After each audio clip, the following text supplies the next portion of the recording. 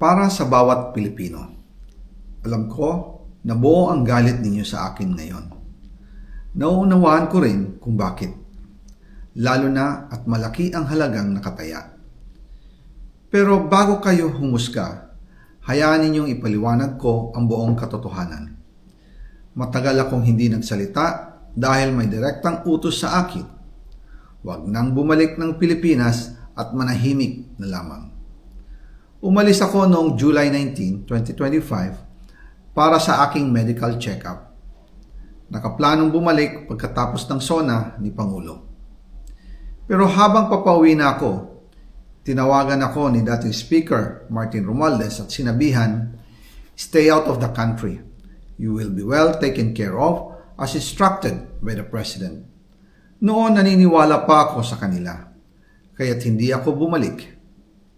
Tumikom ang aking bibig, sumunod ako, pero ang hindi ko alam, ang ibig pala nilang sabihin sa aalagaan ka namin ay gagamitin ako bilang panakipbutas sa kanilang kampanya laban sa korupsyon. Ginawa nila akong poster boy ng kanilang sariling kasinungalingan.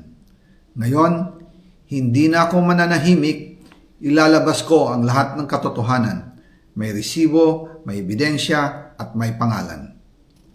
Nagsimula ito nung tumawag si Sekmina Pangandaman sa akin nung nagumpisa ang BICAM process last year, 2024. Ang sabi niya, katatapos lang ng meeting nila ni Pangulo at may instructions na mag-insert o magpasok ng 100 billion worth of projects sa BICAM.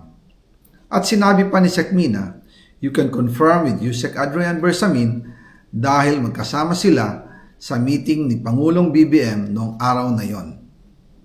Tinawagan ko po agad si Yusek Adrian Bersamin at tinanong ko kung may instruction nga ba ang Pangulo na magpasok ng 100 billion during their meeting. Ang sabi niya ay totoo nga po.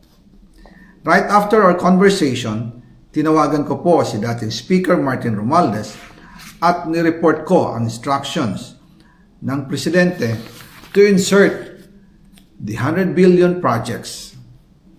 At sinabi niya sa akin, what the President wants, he gets. After ng ilang araw, nag-set po ng meeting si Sekmina Pangandaman at Yusek Adrian Bersamin sa amin ni dating Speaker Martin Romualdez sa Aguado Building in front of Gate 4 ng Malacanang at nandoon din po si Yusek Jojo Cadiz. During the meeting, binigay po ni Yusek Adrian Bersamin ang listahan na worth 100 billion. Tinanong ko po si Yusek Adrian kung saan galing ang listahan. Ang sagot niya, galing kay PBBM mismo at binigay niya ito mula sa brown leather bag.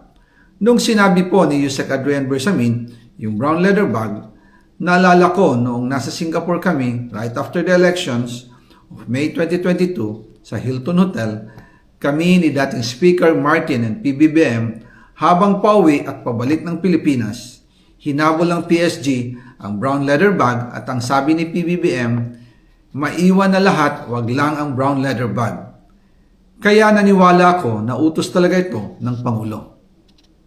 Pagkatapos ng ilang araw, I informed sina dating Speaker Martin Romualdez, Sekmina Pangandaman, Yusek Adrian Bersamin, and Yusek Jojo Cadiz na kung pwede 50 billion lang ang ipasok sa program funds dahil so sobra ang DPWH funds versus sa DepEd. In practice, hindi pwede na mas malaki ang budget ng DPWH kaysa edukasyon.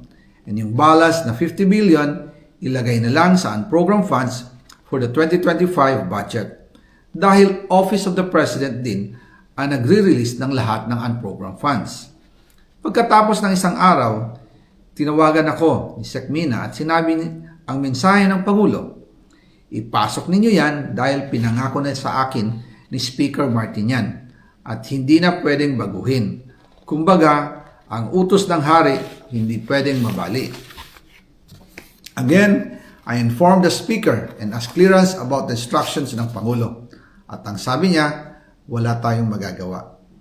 Kaya po nagtataka ako kung bakit sinasabi ni Pangulo na hindi niya makilala ang budget, samantalang lahat na binawas at dinagdag sa mga ahensya ng gobyerno ay humihingi ng approval sa kanya si Sekmina Pangandaman.